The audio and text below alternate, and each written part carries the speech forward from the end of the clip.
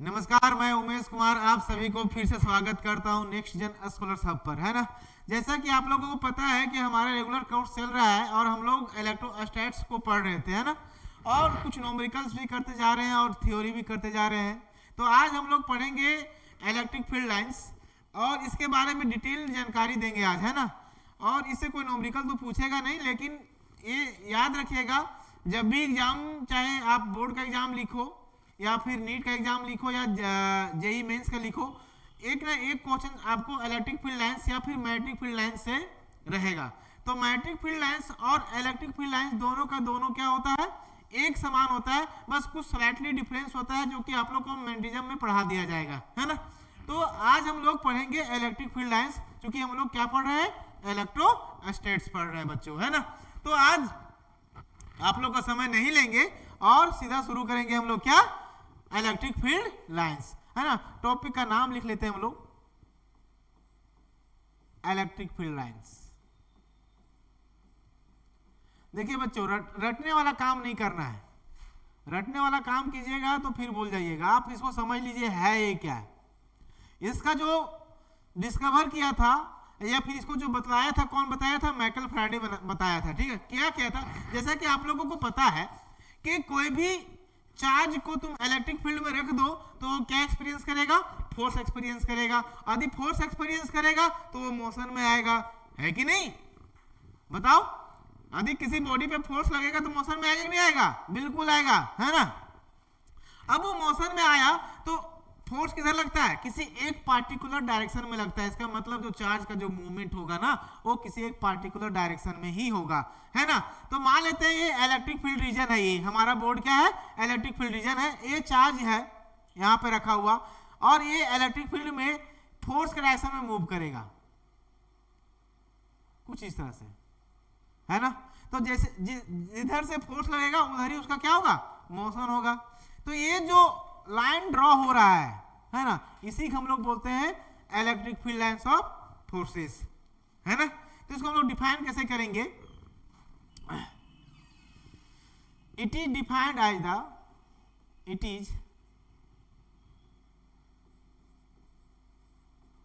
Defined as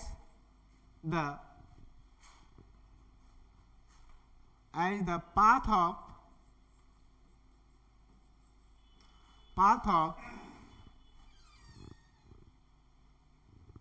of charge या unit positive charge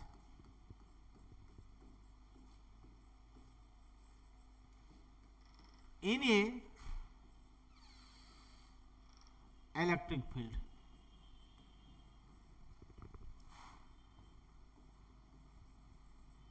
and tangent drawn to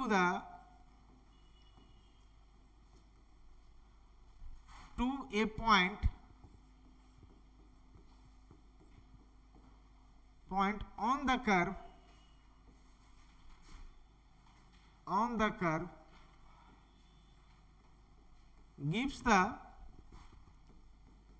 direction of electric field.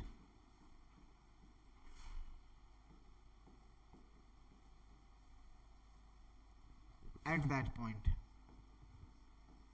कहने का मतलब ये हुआ कि ये जो इलेक्ट्रिक फील्ड लाइंस है ना, ये किसके द्वारा पाथ फॉलो किया गया है, किसी चार्ज के द्वारा पाथ को फॉलो किया गया है। कहां पर, इलेक्ट्रिक फील्ड में, है ना।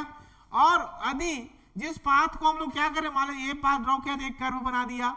अब इस कर्व पर यदि कोई भी एक पॉइंट ले लीजिए, मान लेते हैं कोई पॉइंट पी ले लीजिए, और यहाँ पे आप यदि टेंजेंट ड्रॉ कर देते हैं तो जो टेंजेंट का जो डायरेक्शन होगा ना, वही डायरेक्शन किसका होगा, इलेक्ट्रिक फील्ड का डायरेक्शन होगा, है ना। ओके, तो ये हुआ। अब हम लोग पढ़ते हैं इसका प्रॉपर्टीज, है ना। प्रॉपर्टीज से ही क्वेश्चन आता है, तो प्रॉपर्टी को हम लोग देखते हैं ध्यान से, है ना। Properties of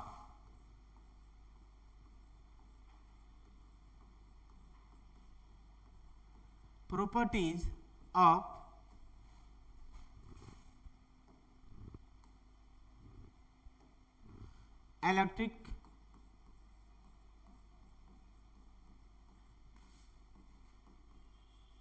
field lines. देखिए ये कोई एक्चुअल कर्व नहीं है, है ना, ये एक इमेजिनरी कर्व है, रियल कर्व नहीं है, ये रियल कर्व नहीं है, एक इमेजिनरी कर्व है जो कि कंटिन्यूअस है ना।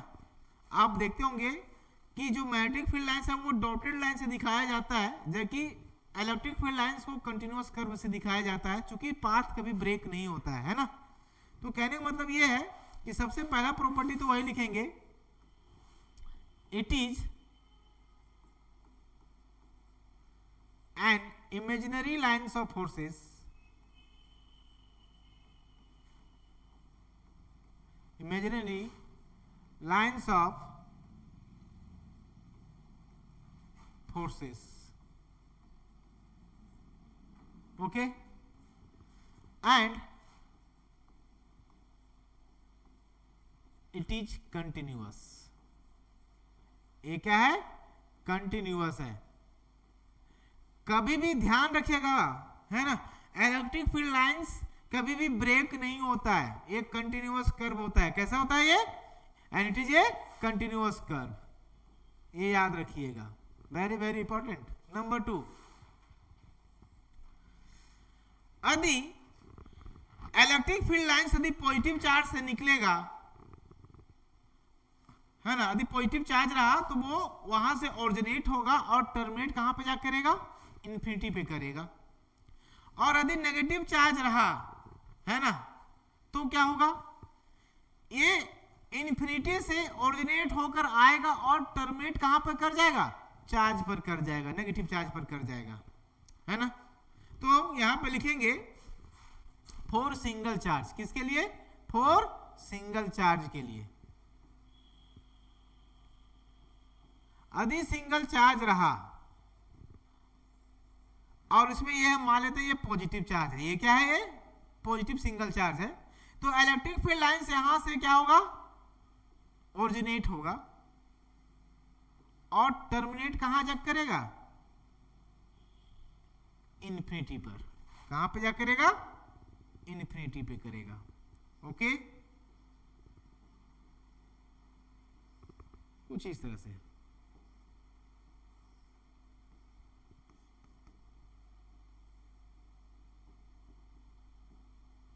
है ना।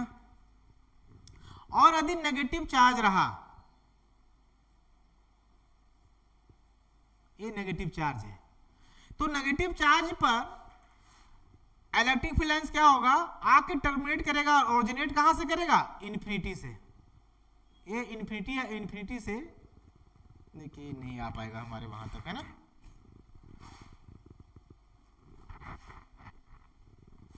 ऐसे पहले ड्रॉ कर लेते हैं, तो बाद में इसको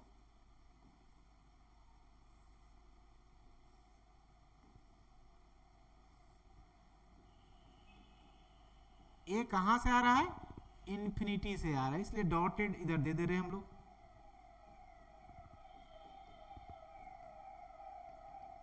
डायरेक्शन किधर होगा, towards the charge, towards the charge. आप इसे लिख लो, फॉर सिंगल चार्ज के लिए क्या होगा, इलेक्ट्रिक फील्ड लाइंस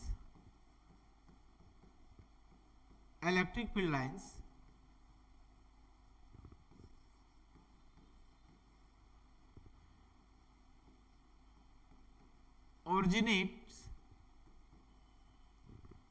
from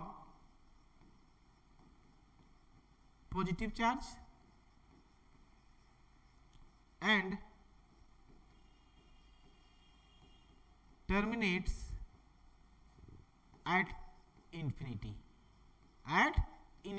लेकिन कब, जब ये सिंगल चार्ज क्या होना चाहिए, पॉजिटिव चार्ज होना चाहिए। क्या होना चाहिए, यहां लिखेंगे क्या, electric field lines originate from positive charge and terminate at infinity, okay. कब, ये फॉर पॉजिटिव चार्ज के लिए, फॉर सिंगल पॉजिटिव चार्ज के लिए है ये, जैसा आपको फिगर में दिख भी रहा होगा, ओके। और यदि नेगेटिव चार्ज रहा तो क्या होगा, फॉर नेगेटिव चार्ज के लिए इसको दूसरा कलर से कर दे रहे हैं ना, फॉर सिंगल नेगेटिव चार्ज के लिए क्या होगा, ये जो इलेक्ट्रिक फील्ड लाइंस है वो ओरिजिनेट होगा इन्फिनिटी से और टर्मिनेट कहां करेगा, चार्ज पर करेगा,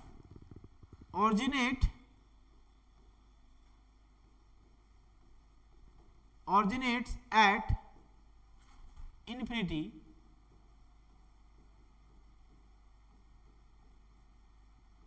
and terminate कहां करेगा,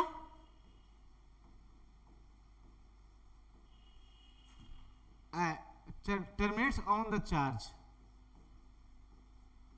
चार्ज पर आके खत्म हो जाएगा।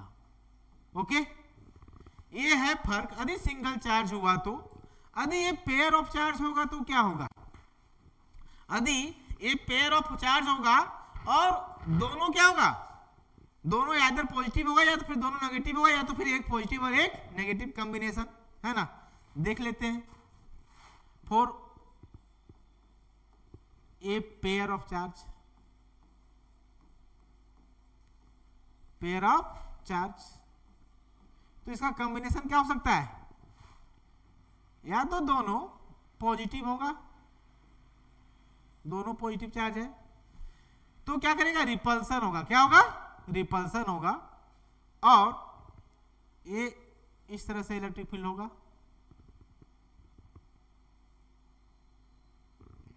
थोड़ा सा ये गड़बड़ हो गया,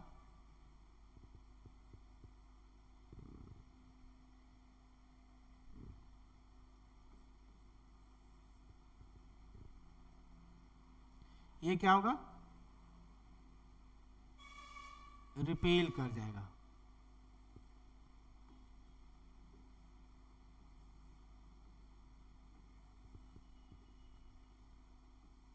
क्योंकि पॉजिटिव चार्ज है, इससे क्या होगा, ओरिजिनेट होगा, और सिमिलरली यहां भी रिपेल कर जाएगा।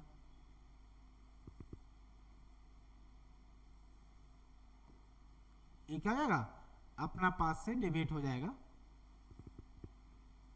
और यहां पे जो पॉइंट होगा वो क्या होगा, न्यूट्रल पॉइंट होगा, यहां पे कोई इलेक्ट्रिक फील्ड नहीं होगा, है ना। सेम होगा यदि दोनों नेगेटिव होगा तो भी सेम आपको डायग्राम बनाना पड़ेगा, लेकिन एक पॉजिटिव और एक नेगेटिव हुआ तो, एक पॉजिटिव लेते हैं और एक नेगेटिव, है ना। तो यहां से ओरिजिनेट होगा और टर्मिनेट कहां का जाकर करेगा, नेगेटिव चार्ज पर, कुछ इस तरह से।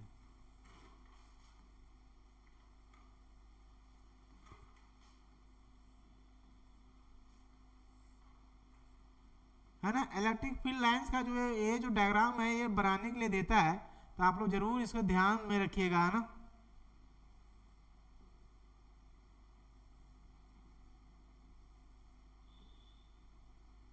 ए कहने का मतलब ये हुआ, यदि पेयर ऑफ चार्ज हुआ, एक नेगेटिव और एक positive, then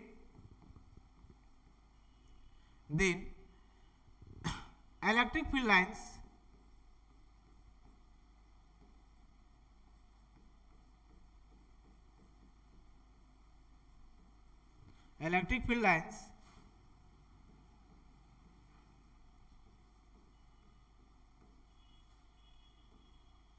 originate from positive charge and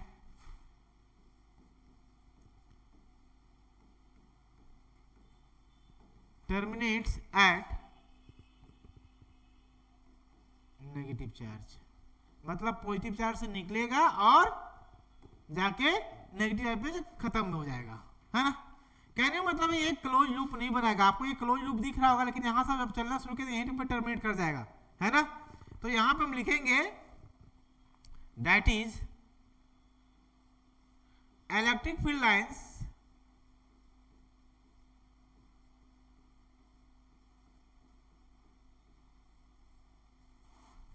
lines do not form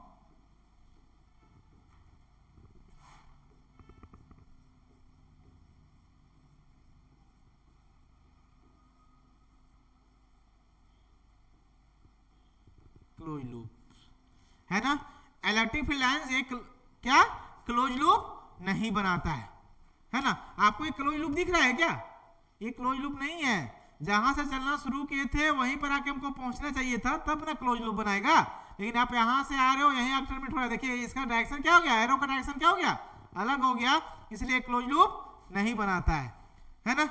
क्योंकि ये पॉजिटिव चार्ज से निकल रहा है और नेगेटिव पे जाके खत्म हो जा रहा है। यदि सिंगल चार्ज रहा तो आप देख ही रहे हो कि वो यहाँ ओरिजिनेट होगा पॉजिटिव से और जाके टर्मिनेट करेगा इन्फिनिटी पर।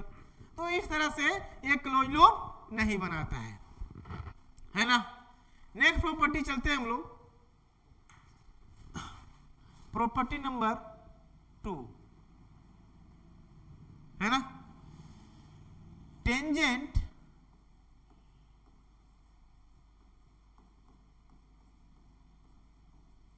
drawn to the curve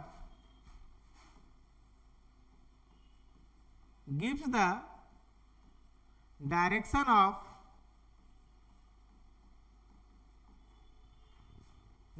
of electric field at given point।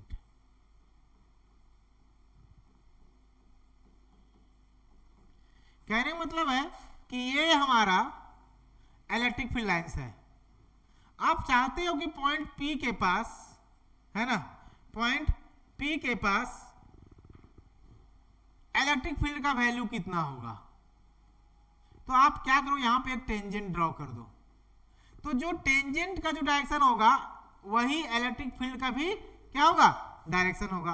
आप यदि चाहते हैं कि इस पॉइंट जो Q है, यहां पर आपको क्या निकालना है, इलेक्ट्रिक फील्ड का डायरेक्शन निकालना है, और ये कर्व पर ही पॉइंट Q है, तो यहां पे एक आप टेंजेंट ड्रॉ कर दीजिए, है ना। तो जो इस टेंजेंट का जो डायरेक्शन होगा वही इलेक्ट्रिक फील्ड का डायरेक्शन होगा एट पॉइंट Q पर, है ना। मतलब यदि आप इलेक्ट्रिक फील्ड लाइंस का कर्व ड्रॉ कर रहे हैं और आपको किसी गिवन पॉइंट पर इलेक्ट्रिक फील्ड का डायरेक्शन प्राप्त करना है, तो आपको क्या करना होगा, सिर्फ उस पॉइंट पर टेंजेंट ड्रॉ करना पड़ेगा। तो इस तरह से आपको डायरेक्शन मिल जाएगा उस पॉइंट पर। ओके, ये एक प्रॉपर्टी है। नेक्स्ट प्रॉपर्टी हम लोग चलते हैं। नेक्स्ट प्रॉपर्टी हमारा है electric field lines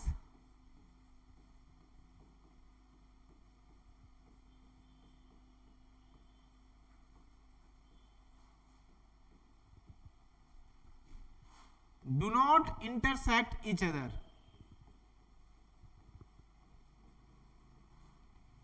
intersect each other, है ना। कभी भी दो इलेक्ट्रिक फील्ड लाइंस आपस में इंटरसेक्ट नहीं करेंगे, मतलब एक दूसरे को क्रॉस नहीं करेंगे। कारण, आप कारण भी समझिए। मान लेते हैं ये एक लाइन है, एक लाइन ये है ना। ये जो पॉइंट है ये है क्या, पॉइंट ऑफ इंटरसेक्शन, जहां पे ये दोनों क्या हुआ,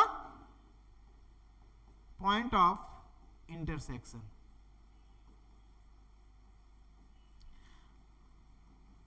ओके,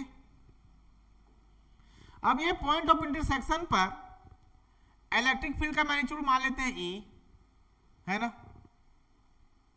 ये पॉइंट P है, तो लेकिन यहां पे दो टेंजेंट पॉसिबल है, एक टेंजेंट इधर और एक टेंजेंट इधर, है कि नहीं।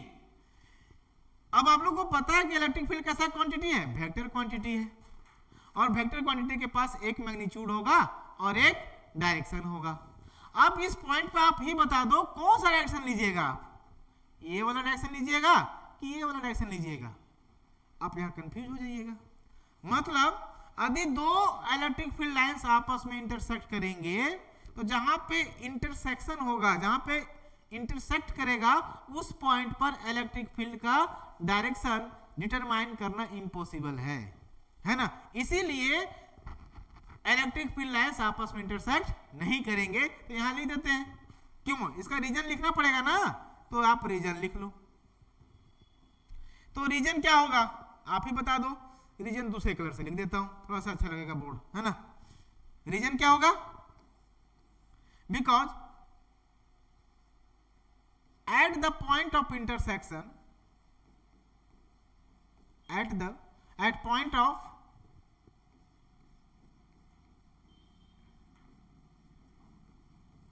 intersection of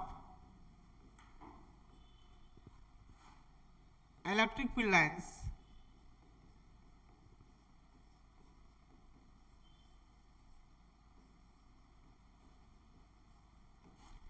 impossible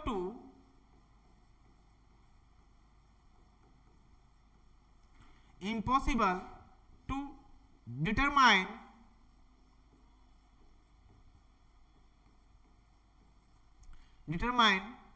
direction of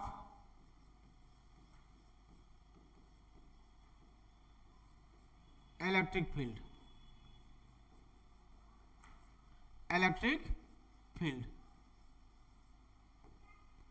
Therefore,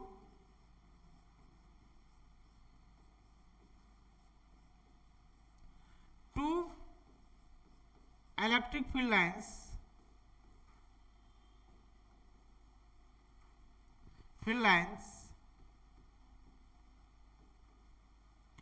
do not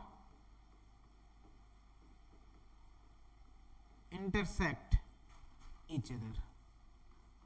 अब मुझे लगता है कि इतना अच्छा एक्सप्लेनेशन लेने के बाद आप इसको भूलिएगा भी नहीं कभी, है ना। तो हम लोग चलते हैं प्रॉपर्टी नंबर 4, है ना। प्रॉपर्टी नंबर 4 में है आपका, जितना ज्यादा क्लोज आपका इलेक्ट्रिक फील्ड लाइंस होगा वहां पर स्ट्रेंथ उतना ज्यादा होगा, है ना। तो कहेंगे सीधा सीधी, degree of closeness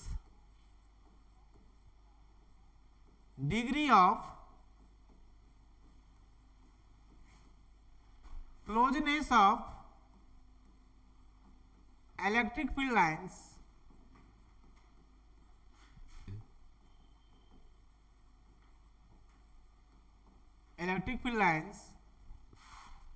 are directly proportional to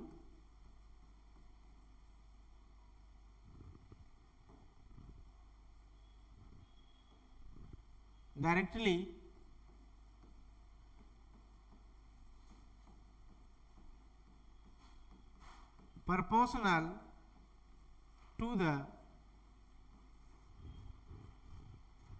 strength of electric field.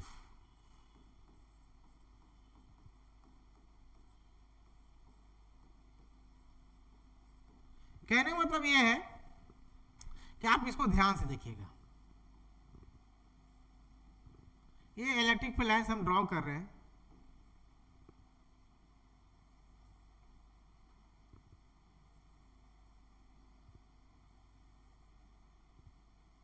यहां हम 3 पॉइंट ले रहे हैं।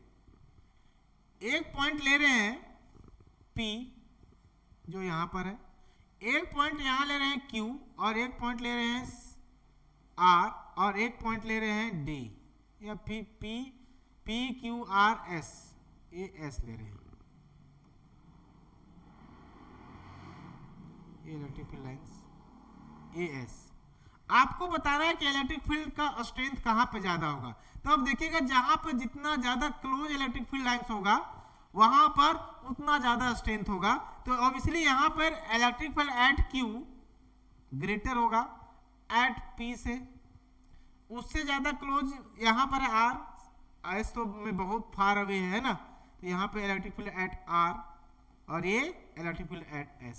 मतलब इलेक्ट्रिक फील्ड लाइंस दूर दूर होगा तो स्ट्रेंथ भी कम होगा, यदि इलेक्ट्रिक फील्ड लाइंस नजदीक नजदीक होगा तो स्ट्रेंथ भी ज्यादा होगा। ओके, अब हम लोग चलते हैं प्रॉपर्टी नंबर 5 में। Property number 5,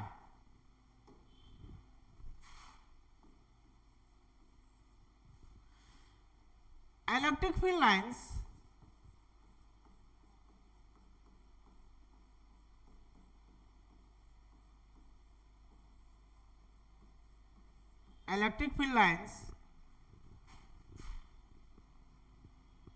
either originated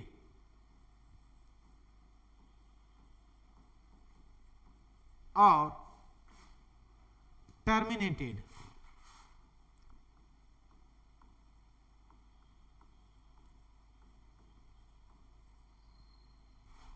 on the surface of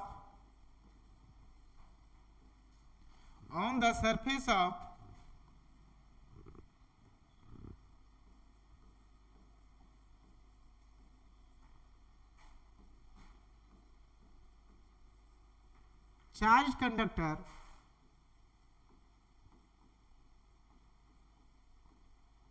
is normally.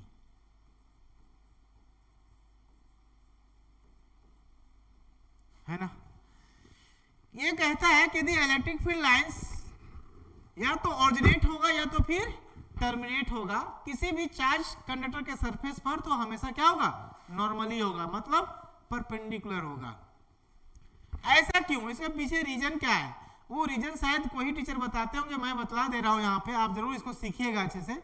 मान लीजिए ये कोई चार्ज कंडक्टर है,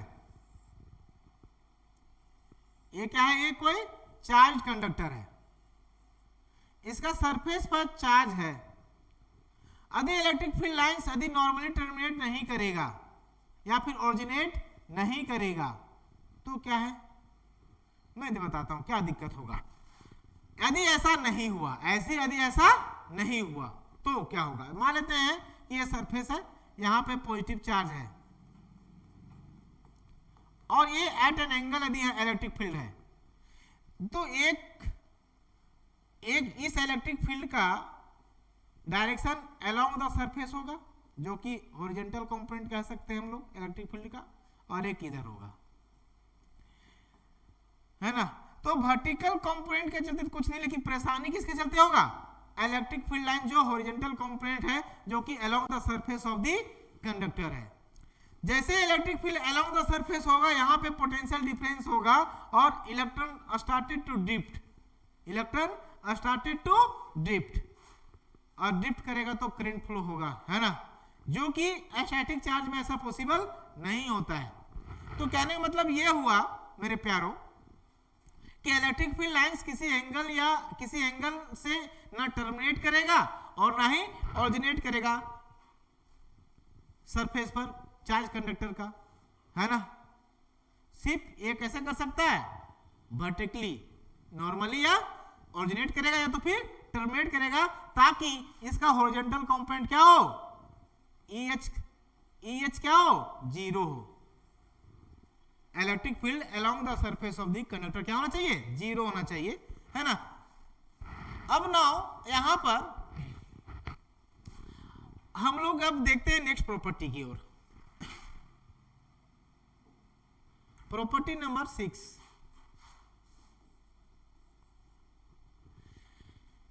इलेक्ट्रिक फील्ड लाइंस कभी भी चार्ज कंडक्टर को क्रॉस नहीं करेगा, okay. Electric field lines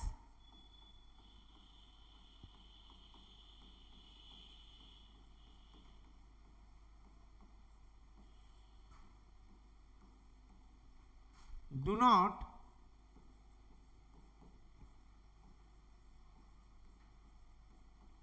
crosses, electric field lines do not crosses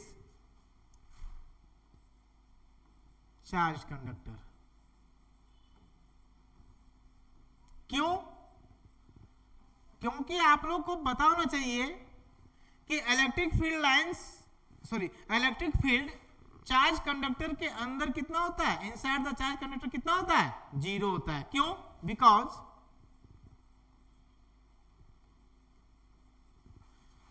electric field inside the charged conductor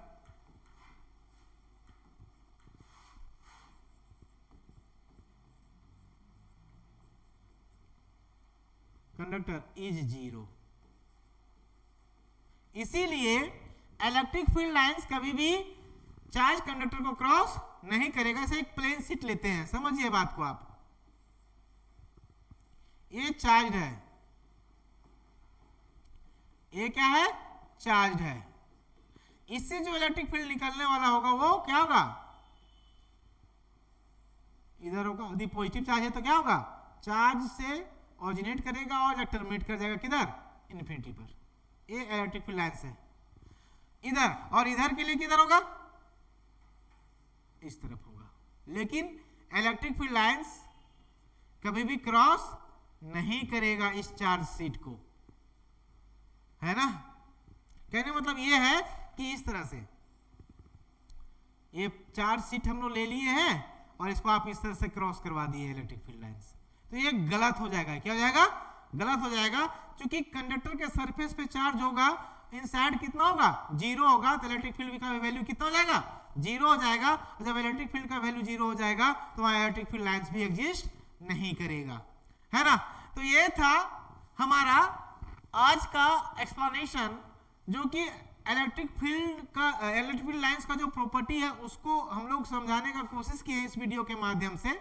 और आज का सेशन यही हम लोग समाप्त करते हैं। और आप लोग को वीडियो पसंद आ रहा है हमारा, और हमारा चैनल का मेहनत आपको अच्छा लग रहा है, तो आप जरूर सब्सक्राइब करें, है ना।